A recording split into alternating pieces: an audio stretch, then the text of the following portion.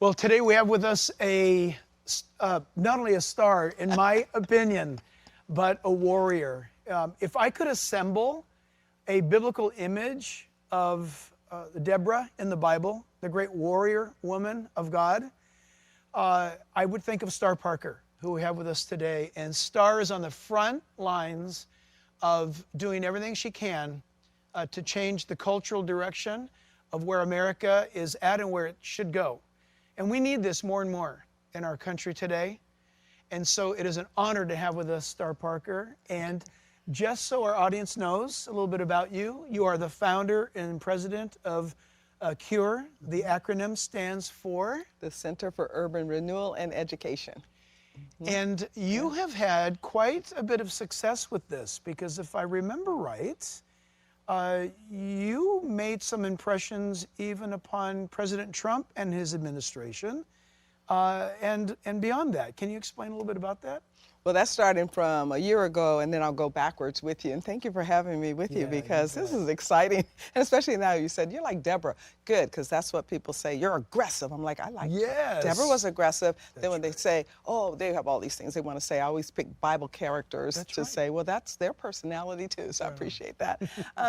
Yeah, actually, President Trump wanted to fix the inner cities. He ran on it. He told the world that he was going to fix the inner cities. He asked black people, what do you have to lose? Even though they didn't vote for him in major numbers that year, he still wanted to fix the inner cities. So I was one of the folks on a task force trying to help shape that, what that should look like. It ended up where Senator Tim Scott and Senator Booker put in the tax bill an Opportunity Zone initiative, that's right. Yes. And so in that, we were able to identify all 8,700 broken zip codes. And I'd always been through CURE about that little lost sheep, because God liked that little lost sheep, and we wanted to help them recover their lives, put them on a path to where they could be healthy and whole in America. So I was able to do that. But he also put me on a commission. It is a civil rights committee for the state of California, and we answer to the city, to the National Civil Rights Commission, which is where they look for race disparities. And so in the new appointments that Trump made for the state of California, we were able to push through to study the impact of AB 5 on minorities. I know there are a whole lot of people that are very upset that that's what we're studying, but we thought it's worthwhile because a lot of folks are in the gig business. A lot of people want to stay independent of working for a union, so it's been really fun. This is the first I've heard of this, and I have to tell you, being a native Californian, and the fact that we know that Trump came here for various fundraising events, but he never really campaigned here. I know that he went up to the farm area near Fresno, and that was a big deal because he met with farmers. It was a small gathering, but he released the water back into the custody of the farmers, which was amazing, rather than have it go out to the ocean. Right. And but other than that, I just thought Trump didn't have any involvement whatsoever in California. But you're saying that he had a plan. Well, he had a plan to fix all of the inner cities. And when you think about the Civil Rights Commission and what normally happens through all of these organizations, if you will, governmental interest in black or ethnic or race dynamics, the left has controlled that space well since they started. The 60s is when we saw many of these things come up after the Johnson administration, and then it moved into affirmative action and race preferences, and so it's destroyed a lot of race relationships and other things like that. But these are commissions, and each president gets a chance to put people on there. Many of the Republicans just ignored that opportunity, but President Trump said, then put people on there. So it wasn't just in California, it's all over the country. Wherever he saw an empty space on the committee, he put people on there. Are those committees still going, or have they been canceled? Oh, no. Well, they can't be canceled. They're part of This is great to hear. They're part of the United States Civil Rights Commission. The reason that when the left, people like BLM and Antifa complain about race dynamics and all of the woe is me's, they're lying on the country, because what happened after the 60s is the structures were set up that if someone has a complaint, they do have somewhere to go. We have many of that. Every single department has a civil rights arm. And so they have people that are both sides of the aisle appointed to them by the president. President Trump is one of the first Republican presidents that took advantage of that. So now you have a lot of conservative and libertarians on these committees all across the country looking to really find what's broken down and see if we can actually fix it. So in California, we have the most incredible homeless situation going on. And what can you share about that? What's happened to where several years ago that wasn't something that you saw, and then now you do, and you see it everywhere? What's happened? What transpired or didn't transpire for this? Really interesting question, because the committee I just told you about, we were looking at homeless too. In fact, I was the one that wanted to work on that area.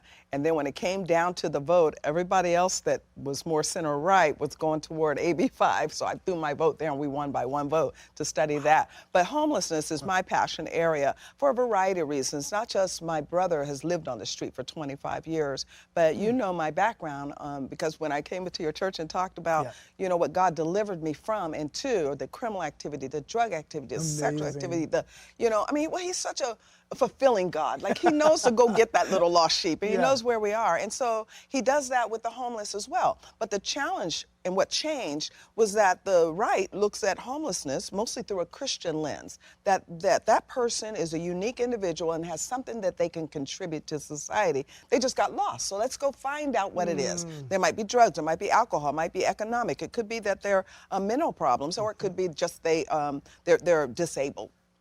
But the left looks at it very differently.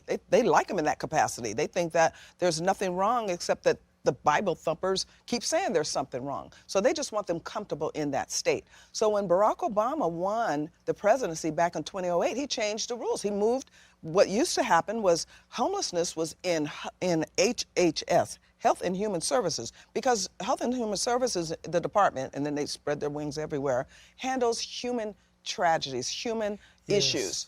He moved it from there, the budgeting, to HUD, because they think it's a housing problem.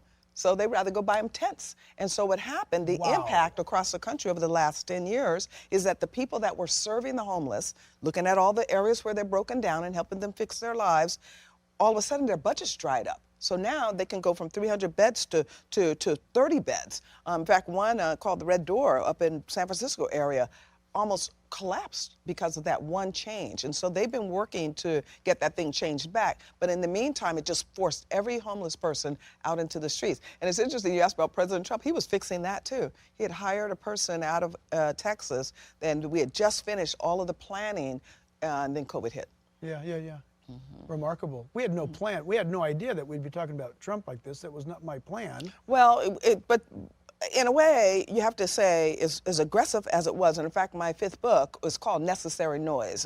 He inflames the culture war and why this is good news for America, because he did inflame it. And there are many instances we can see through Scripture where God would choose a total heathen to change things, to get his brick against the wall and make you make harder choices, or even know that there's a challenge. And so he did some wonderful things in that time. And I think that even today, that the baton was passed to these folks, these pagans, to show people just how dark it can get. Both were administrations that I think were very welcome into our society, because we reached a point we just couldn't go on like we were. You know, I've been in Washington in and out for 25 years, and my cure policy is in Washington, D.C. It's not just a deep state, it's a dark state, and it's nowhere near what the founders had in mind. They really wanted a limited role of government, and now government's a quarter of all of our budget is only on these poverty programs, which are people programs, and we don't want that. This is not where things should be, but most Americans, especially Bible-believing Americans, were just ignoring the obvious. It didn't touch them, so they didn't do anything. They didn't put any passion into it, and so I think God wanted to get their attention. You said something a moment ago, and I'm gonna act like it cannot be true, so I'm gonna ask you to defend what you said a moment ago. You said that when the Democrat Party made the change under Obama from Health and Human Services to HUD regarding the homeless, you said something to the effect that they're okay with people living in tents. How can that possibly be true? How could they? I mean, really? How did they disconnect from that that's a human being? You know, these are the elite. These are the people that kill babies in the womb because they actually think that And they now may be out born. of the womb. I'm so thankful that you're fighting that from happening here Yep. in California, because it could happen. It will happen if we don't stand our ground to make sure that God's reward is brought to bear in this earth. But yeah, they're elite. They are following. This is not a new discussion we're having. This is all throughout the scripture. What's happening for most Christian Americans is they never thought it would happen, and they have to make these determinations. We've been spoiled. We've lived, you know, what did one of the scriptures told us, that Moab settled on her lees. She hadn't been shifted, and so now, and tilted, and so now that's what's occurring. And so we have to remember why we believe what we believe. But yeah, the left, the enemies of God have always been. The King Solomon said they're an abomination to God. And so yeah, they when they ride by homeless, they don't even see them. Christians see them. They just don't know what to do about them. Wow. It's just a reality, and it's a continuous. That's why they trap poor children in failing schools. That's why they have nothing to do with ghetto. They just think it's okay. And there are Christian people that say, but it's not okay. They just don't know what to do. So not too long ago in this state, there was numerically, this state hosted the biggest governor recall in American history. Gavin Newsom was handed basically you're fired notice, and was forced into an election. And Larry Elder, he's a dear friend of ours. We love him. Larry Elder got more votes than all of the other candidates combined, and Larry Elder had that front position because he had a plan. And one of the things that blew my mind and I loved about what Larry was saying, and it kind of just rings true to what you were just saying a moment ago. I agree with you, Star, that the condition that we're in is because of the absence of Christian involvement. And Larry had asked me if he were elected, if I could head up activating the churches in California by zip code. You mentioned zip code. And he said, based upon a church's capability, there's big churches, medium, small churches. He said, I don't even care about that. But if it's a small church in that zip code, maybe they could reach out to that 1, 2, 3, or 5 homeless people that are nearest to them and begin to give them a life, give them the gospel, give them a trade, take them in, adopt them off the streets. A church could do this. And it was thrilling. I got so excited about what was going to be coming. Of course, it didn't turn out that way. And it might not have even come that way, because one of the things that people don't understand about the political process is it's entrenched in HUD. So even if you wanted to do it and a church wanted to do it, it's illegal to do it. Unbelievable. You have to work through the structure, if you will. And now that's in HUD. It's incredible what has happened. When the budget was $2 billion for the homeless, we had about 200,000 in the country. They increased the budget because it's housing problem to $4 billion. Now we have 800,000. Well, of course. Okay, this is government. This is what they do when they create problems. This is the same strategy they used when they built out the ghettos, the housing projects, the Section 8. They tell people, don't work, don't save, don't get married, and we'll kind of keep you right here in that discomfort. But I think Larry would have done it. He would have gotten the interest in it. That's why I want him in Washington, D.C. now. I said, you know what? Someone ought to send him how many times President Lincoln lost before he won. So true. And that way he'll still come. Not only lost, but Lincoln suffered so much death around his life with his loved ones. So her, especially with Dianne Feinstein ill right now, maybe he should look at that. Maybe look at a congressional seat down in Orange County, so that move up the apparatus and make the changes that need to occur. So Larry, we're sending you a message, Larry Elder. He's a good friend. He's a really good friend. But I think that you're onto something when you look at what it is that the liberals have done to damage what God has asked us to do.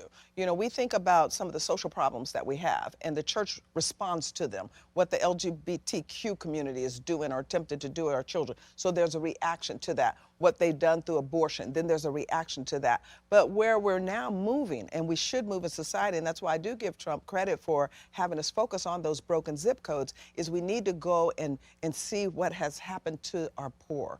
What has happened to those that God has told us to care about? Now, what the left has sent out in messaging is that, those people don't really care. They won't spend any money in it. But what many don't appreciate is how much money we actually do spend. Now, it's not a lot of the church doing it. It's always like, the 20% doing the heavy lifting. But that 20%, you know what it looks like? $400 billion here, $300 billion abroad, $900 billion in a welfare state forced into the coffers of Washington out of their paycheck, and that doesn't even include the tithe. So that means that people are benevolent. That's so right. they just don't know how do you fix what we keep seeing? So we do have enough programs going here and there, but a strategy is what really has to occur. And that's why there was energy and momentum behind Larry, because you're right, he was approaching it more like a businessman, not a politician. Politician always blames somebody else for why they can't get something done. But a businessman looks in the mirror, says, I'm the reason something's not done. I need to make some changes. And so Larry has more business mind and would have really been effective here in California. Yes. So I don't know if what I'm going to say is going to get me in trouble or blow up something, but Larry had name recognition. He had the votes. He had the rallies. People showed up in numbers. Oh, I bet, yeah. Okay? And he campaigned hard. But the party that he represented with the R in the end of his name, they didn't get behind him. The status quo party. They actually made it harder for him. And I saw that. I got to watch that firsthand. What's going on? The RNC, the Republican Party, is a business.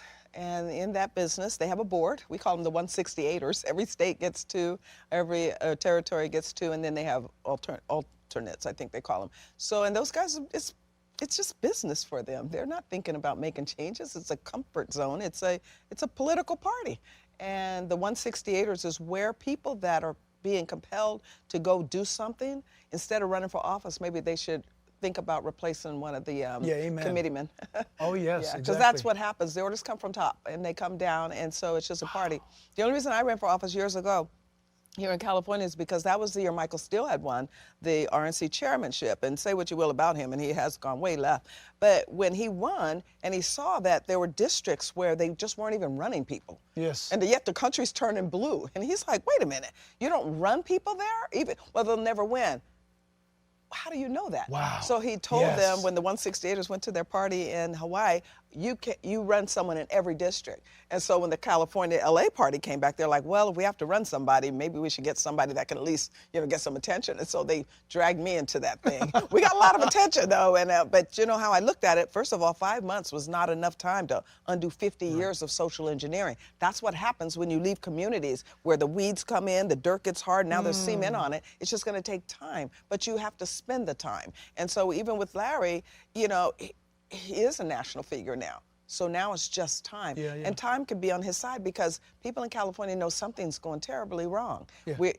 Was one of the reasons that guy's running up in LA. He's like, I don't want to leave LA. I love LA. Who's this? Caruso's his name. Caruso. Yeah, this he's is running for the mayor. For mayor of Los Angeles. Yeah, businessman. Businessman, big businessman. Big businessman. And his ads are really interesting because he's just saying, look, I don't want to leave LA. I love LA and we can fix this together. And so basically what he's saying is let's do this. One of the downsides to what happened to Larry is it was too close to Trump and people were too mad at Trump. And so it brought out, once they started messaging that he's just another Trump, it brought the liberals to the polls. But I think that there might be enough distance now that Caruso could pull out LA. If he's able to do that, you can then start to see that cement getting hammered on. It can be fixed. People are fixing it all around the world and looking into America because of the BUILD Act that Trump also did over in countries in Africa, but also here. We can see it in all of our little broken down zip codes that there's some activity. Greenville, South Carolina, for instance, they just came out with a book just was written about what they've been able to do. It's called Reimagining Greenville. They took that city and flipped it, and now Global Travelers Magazine say if you go to California, if you go to U.S. and you haven't gone to Greenville, you missed America. We can turn this around. It's just a matter of getting someone with the passion to say, I can fix it, but to your point, neighborhood at a time. Yes. These churches, I was just talking to one of our pastors, we have 3 programs in Cure. We have the policy program, we have a media program, and we have a clergy association. I was talking to one of my clergy. He told me, I'm passing the baton to a new clergy. I said, well, when I'm in LA, I'll like to meet with him. He said, well, I'll have to get an appointment because, he lives way out. Like, I don't want to say because then they're going to know who I'm talking about. Yeah. I'm like, what kind of pastor doesn't live in his community? Exactly. Never mind. You got to be a pastor. Never mind. I'm just. No need to meet. If you fix your blocks, if you took the Nehemiah model and fixed your blocks and it just next to each other. Right in front of your door. Right in front of your door. House. That's right. So that's where churches have decided to go with a lot of their attention, and the vultures come in. The pagans are there now, so it's making it harder. The cancer's metastasized, but there's healing even in stage 4. So it's been said, and there's been those who have said it, that California, that they have hope for California because it's gone so low, it's gone so down, that there's no further place for it to go. I want to believe that's true. It's not true. But I don't believe it. I think it could go much worse.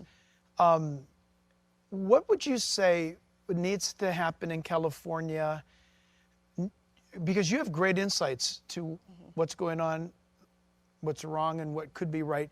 What does the average Californian need to do if they don't want to move? I have to tell you, could I move? I could move. I've been pastoring this church for over 30 years.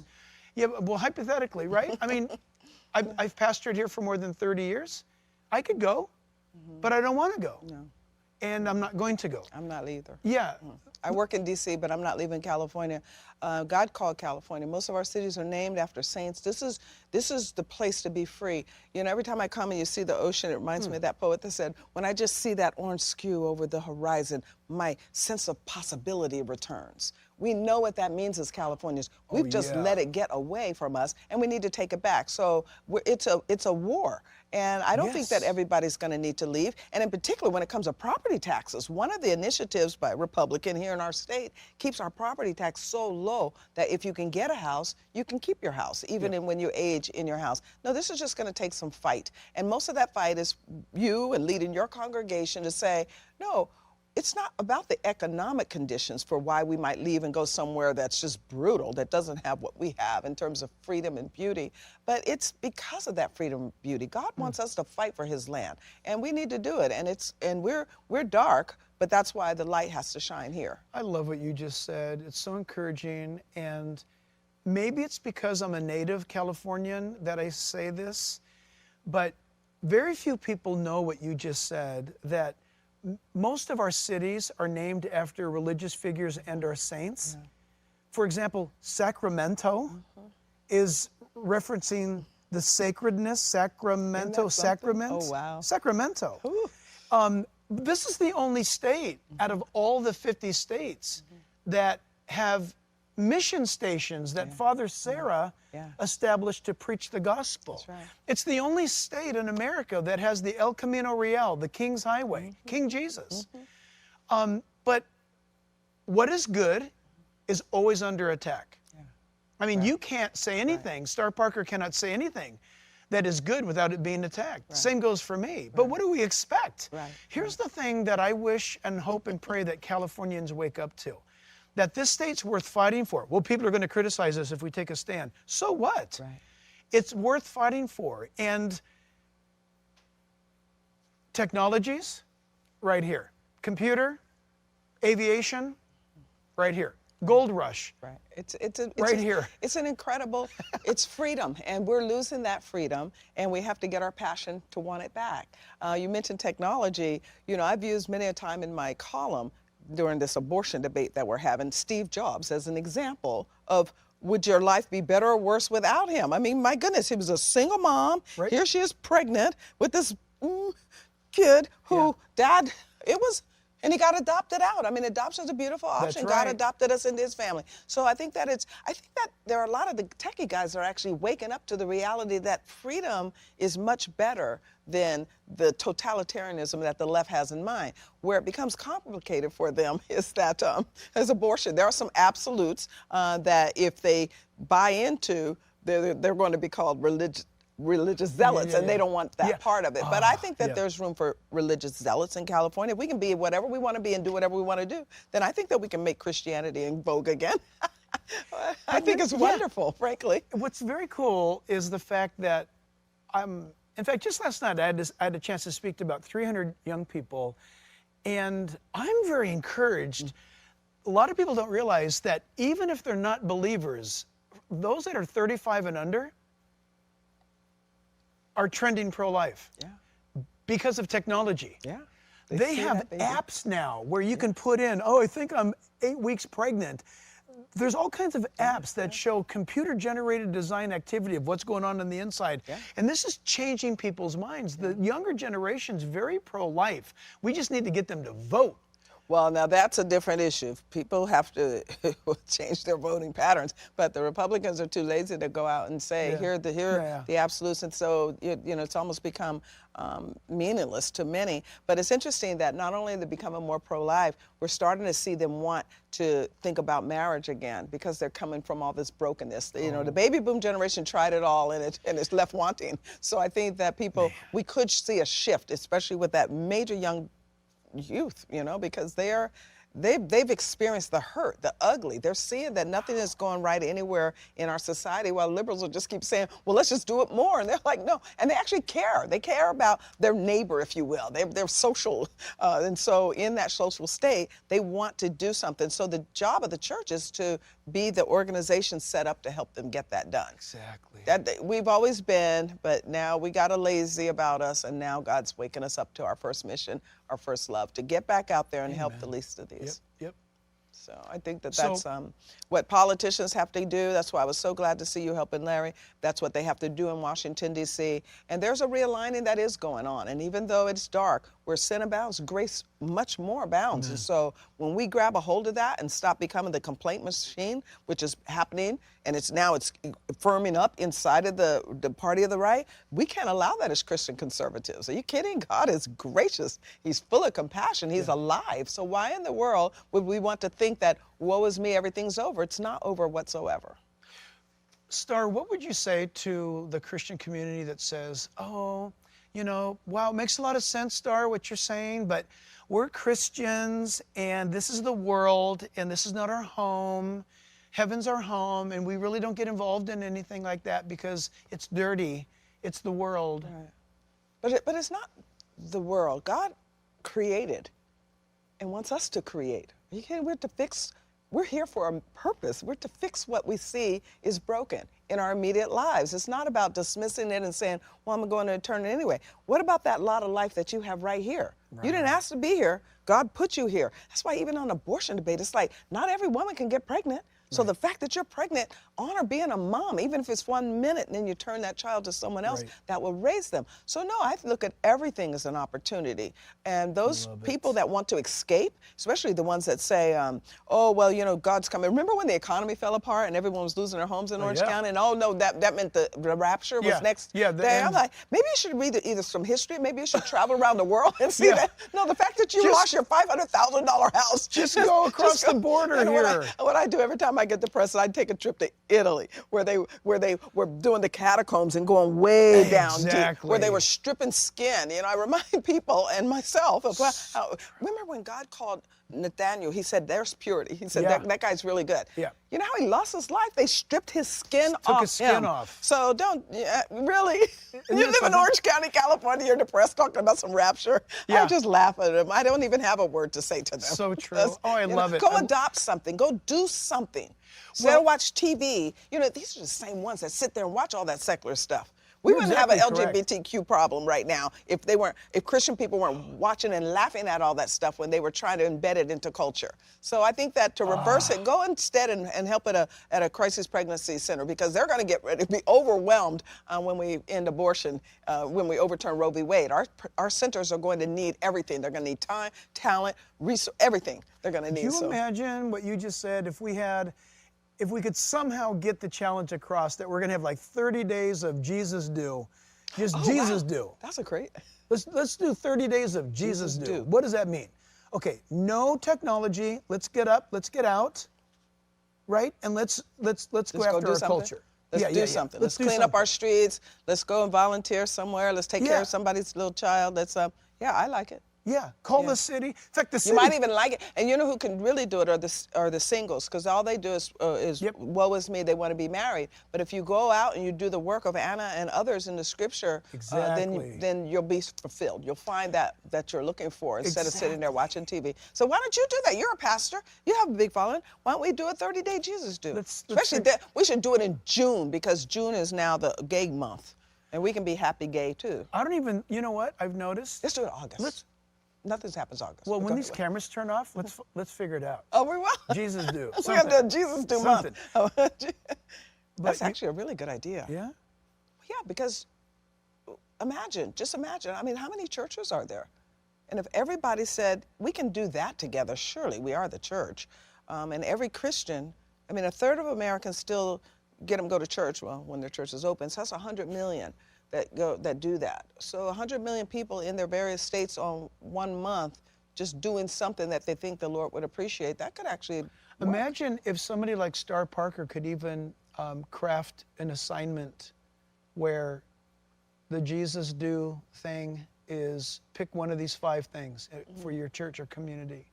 Oh, I could give some thought to that, because one of the ideas that we have at Cure is charity tax credits. You know how you get deductions when you give your offering or give donation, but in our broken zip codes, in areas that really need attention, if we could get charity tax credits to where people volunteer in there and or they give money in there, that's dollar for dollar, just like they have their per child tax credit. That's so cool. we haven't gotten that to law yet, but the discussion continues. Yeah. And every time there's a political turnover and Republicans in charge, you just try to get your ideas into something that they're already doing.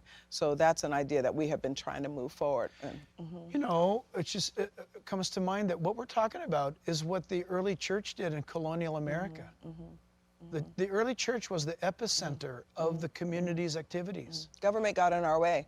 When you look at Truly. what happened, after the Civil Rights Act was signed into law, freedom was our country. We were reborn as a people. Now it became very individual, whether you're dealing with racism in your life, whether you're dealing with anger in your life, whether you're dealing with poverty in your life. That was our moment to say, let's go do what the founders had envisioned. But instead, they developed a welfare state within a year. A year later, the government's like, oh, no, your churches are not doing what you used to do. We're taking over this. And we secularized everything. And over time, it just got to where it really corrupted our society. So now we have, energy problems. We have the hard, dangerous energy is overwhelming, the creative energy, just in pockets though, but it's fixable. It really is. If we, as a body of Christ, focused on it, it is fixable, and then we can take it from the government again. It's hard to pull it out now because 7 out of $10 that comes into Washington immediately goes out to a person through a program. But over time, the way we got here, we can get out of it, but it does take long-term planning because it's 50 years that took us to get here. So I think if citizens cared, if they just decided to care. I think they do care, Pastor. I think they just don't know what to do. Everyone, so it's easier to tune it out. Which, by the way, this is a good place for us to start wrapping this up. We're very committed, as you well know, to being a church of non-spectator faith. We don't believe in a spectator faith. That if a believer believes, then they're going to go do the Jesus thing. Yeah. And so you spoke here rather recently, and you don't know this, but you came out here and you were so gracious because the schedule had to get shifted up for some reason, I forget. You came out like about 4 hours ahead of schedule, and you delivered a message that was to Come Back California, I believe it was, or whatever that special event was. What you said was so anointed, it was so powerful. Thank you. And it got a lot of traction. And so much so that soon I have a plan to show it here. I'm going to introduce it to the congregation and what the event was, and then throw you up on the screens and have it played. Oh, wow. Because of the magnitude and the impact of what you said was so true, so honest, so direct, and your voice needs to get out so much more. I know you're out there, but it needs to get out more. And I know that when you look up Star Parker's name, it will say most often activist. And I hate that title in most contexts, but here's how I view it because of having seen you in person speak, is if you want to label her activist, it's because she's activated. Oh, okay. You have been activated. You want to slap activist, whatever, but you have been so activated. You are truly preaching and saying and offering what you believe. And so what can our audience do to help you? where can they send their love? Oh, they can send their love to curepolicy.org for sure. Curepolicy.org. Curepolicy.org. We are a nonprofit, and we can use every dollar, and we do it wisely to get the messaging out for sure in those 3 areas that I mentioned, but also the encouragement of prayer, and then to be active in what we're asking them to do. One of the reasons I started Cure is to get poverty issues out of Washington, D.C. Charity belongs to the church. It belongs to local communities. Yeah. And we've allowed government to take over and destroy people's lives. So I want it out of there so they can also volunteer. Our pregnancy care centers really need their help. This is a big deal for me because when women say no, men will go to work and then they'll marry. Imagine. So, and that's what has broken down. In fact, I just did my column and I'm looking at the numbers of what happens to men when they get lost. Marriage is a social stabilizer. God put the biological clock in a woman to help stabilize our society. But when marriage breaks down, men get lost. And now we have a lot of lost men. So we're seeing suicide rates. We're seeing the gun violence. So they're always lone men. They're right. Just lost in society, and it's women that help them. So when because of birth control and welfare state and abortion, women are not demanding marriage. And then they don't demand marriage, men lose track, they won't work. You should see the numbers. In fact, my column, it's out this week. You'll look at that and see the numbers of the men that are just dropping out of society. They're just dropping out of work. And now the women are the ones working, and marriage is totally collapsed. Where's this column? My column?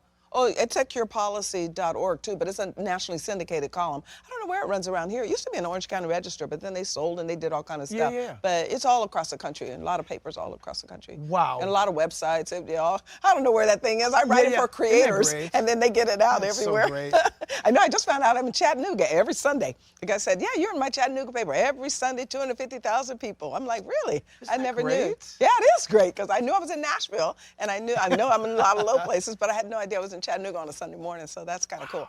But yeah, the back to the point that the church is the model for what people need to do, and I think that the more we understand that, you know how when you what is the scripture? You know it where you have more responsibility. To whom much is given, much is required. That's right. So we're required to recover our lives, and that's not a punishment. Our lives. He didn't give us wonderful. He didn't give us that statement as a punishment. No. You know, to whom much is given, much is required. He gave that to us as a motivator. Yeah. It should be like, really? Wow. When you're faithful with a little bit, you know, I love what you just said, and I don't know if it was through Ben Shapiro or Dennis Prager, whatever group it was, but something to the effect, but this I do remember, where the question was put forth, who do you think is better off, the single man or the married man? And most people thought, the single guy, he can do whatever he wants. And well, if he can do whatever he wants, he also sleeps in. And he also doesn't engage. What happens is, at the end of a certain time frame, I don't remember if it was 45 or 55, whatever it was, the married man makes more money. That's right. Because he's motivated. That's right. And the married man has less mental health challenges. That's right. And he's physically healthier. Every area. In every area. You know, it's like he can do whatever he wants. It's like a child that you don't have the fence up. Yep. They don't go out because right. And women are their social stabilizers, so that they reach their goals. And the challenge that we have with more single men is single men are promiscuous men, generally speaking. And promiscuous men, they're creating dangerous men. 95% of the men in our prison system have no relationship with their dad. Now, the blacks want to reverse it and try to make it seem like it's racial. It's not racial, because when you see black husbands married to the mother of their children, we can't even measure the difference in how their children fare, whether it's educational, crime, economically, when we compare it to whites where the husband's married to the mother of children. But where you see single life, that's where you have this disparity. 75% of those young boys in our criminal justice system, they don't have a relationship with their dad. They're from single households, these guys. And marriage in the black community, unfortunately, has broken down at a faster pace than in the white community. So now you have about 30% of black adults married. In the white community, they're right at 50%. That's why you're starting to see the same pathologies that we thought were only in our poor communities everywhere in society. We can recover this if all we do is get rid of abortion, so women will be much more mindful about their sexual expressions and learn to say no again. You say no, they'll marry you. And when they get married, they fare better. That's how God designed it. And it's worked throughout history, as you've said, and we thought we knew better, and we were enlightened, and we changed things, and now we're looking at the data saying this is not good. Wow. You know, you mentioned 75%. The first time I ever heard that was from a man who said the reason why there are more black men in prison is because 75% of those men grew up in homes where their dads fathered them, but was never a dad. Abandoned the family. That's right. And abandoned the family. And that's got to change. You know who said that? Barack Obama said that. Yeah, yeah. Barack Obama said that. And then he made it to the presidency, and he turned that race card out and didn't look back anymore at the damage that he was doing to these young men. And I think that that's why we saw a lot of black young men gravitate toward Trump, because they need that. They need someone, all men need someone that channels their energy from the streets to sports or to schooling to something. And usually it's the wife that will help do that in a man's life. And that's what makes society work. You're right, including aging. Men don't age well alone. And we can go on. This is the data I study through CURE. This is what we do. We try to fix things. We just came out with our first tome, a book, The State of Black America. And it's the alternative to what we've been hearing from the Urban League and all the rest of them in their State of Black America since the 50s, that every problem that happens in these communities is somebody else's fault. And we just came out with ours and said, we're going to take an in-depth look at the history, the good, the bad, the ugly, and then we're going to try to move forward. And so next year when we come out with it, we're going to look at where it broke down in social policy and make sure that the society recognizes that this is not about race. The challenges we're having today are moral challenges. It's about spiritual well-being. Amen. And we've lost that in our culture. We've lost it all throughout our culture. So now we have to get to the place that when Nehemiah, he was crying, he went and told him, and they said, will you build? You want to do this? And people said yes. That's why I'm encouraged, because they all said yes. Amen. But he did go around the leaders to get to the people. He had to go around and he slapped a few guys around. Well, he had to slap a few guys around. You know, they deserved it. Well, you said I'm Deborah. I think she slapped around a few people too. Yeah, exactly right. So yeah, I think that you know, if the Christians will get their encouragement back, that God saved them, then I think that we can get our country back and get our culture back. So listen, you've got some materials that people can get at cure.org. Right? Yeah, books? Well, you got to go to curepolicy.org. Curepolicy.org. And there's books that you've authored. We have everything. We have books. We don't bother you. We just once a week you're going to get an email, or to have my TV show in there, or have my podcast in there, or have some research we've done in there. So just once a week and kind of go through all of that. But books are available and things like this as well, including the State of Black America. And then annually we have a policy summit for the clergy that are serving in those zip codes. And so we really want people to come to the one that we have coming up in October this year, because it's 1 month before the election. And so we're encouraging people to send their gifts to us so that we can scholar pastors that are in some of our battleground Senate states and get them in a room for 3 days and lock the door and let them know that that Tuesday they need to encourage their congregation to stop voting against their Christianity. Wow. Don't vote your color, vote your Christ. That's what we're doing this year. Where and when again? It's in Washington, D.C. every year, but it's in the fall. It's in October, the first week. But this year, we're really pushing in to get pastors that are from those different states to come in and listen to this regular diet of what has broken down, and in particular, for their congregations, and how it is imperative that they do what you do on Sunday. They inform their congregations, say, you know what? We love God, but we're voting against him.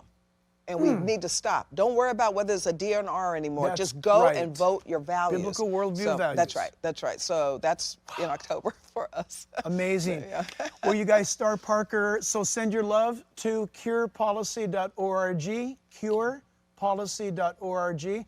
I would love for you guys to respond to her website, because she mentioned the word sponsorship to get leaders to this conference that they can make a difference in their community. That's how we're going to experience things changing in America. 2 different ways. Revival will take place within the church. It's the church that must be revived. When the church is revived, the culture is changed. If you study revival in history, that's exactly what happens. She mentioned Nehemiah a couple of times. That's exactly what happened. And that's what the hope for California is. It's in the church. It's not in the State House. It's in God's house. And so please remember, pray for Star Parker, support Star Parker, curepolicy.org, awesome materials there, And Star, it's great having you. Thank you. Love your boldness. God bless you, Love your Pastor. clarity. Thank you. Bless.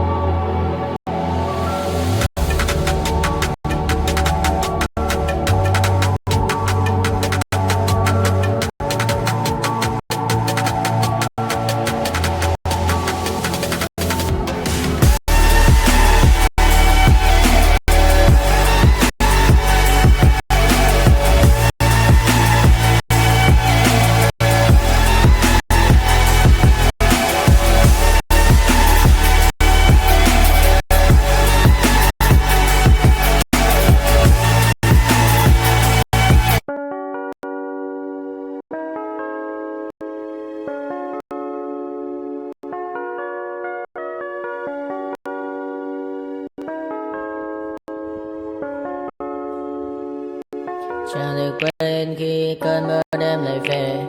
Em đã quên lời thề và ta như đông chìm sâu. Không còn mơ em anh nhận màu. Em chỉ cần mơ đâu em bay. Chỉ còn là những cơn mưa vô giá. Cho bên mơ em không mơ anh. Anh một đêm mơ. Chỉ cần bên em không được còn nhớ. Và chỉ có em không còn nhớ. Và người ta bên nhau như ngã tơ. Muốn em phải say em chỉ có mấy em ở đây. Và anh như muốn chết đi nhưng không muốn em mà mày. Tình yêu làm cho ta đau đầu. Không em như mà mơ mộng. Anh như đêm mong cầu. Và người bên em không sầu. Chắc là mà mai mà mơ. Chỉ có bên em nhưng là có mơ. Mà đã ra em muốn bên ai.